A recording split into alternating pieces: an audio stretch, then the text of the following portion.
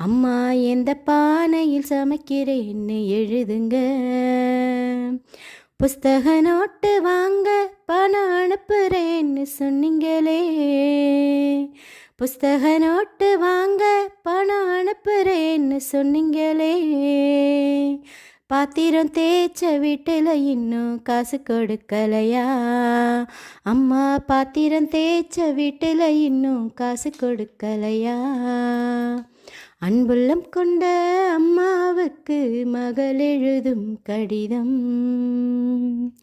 பாத்திரம் தேய்ச்ச கையெல்லாம் வெந்ததுன்னு சொன்னாங்களே.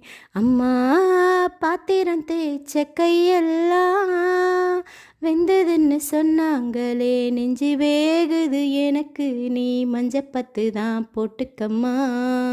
அம்மா நெஞ்சு வேகுது எனக்கு.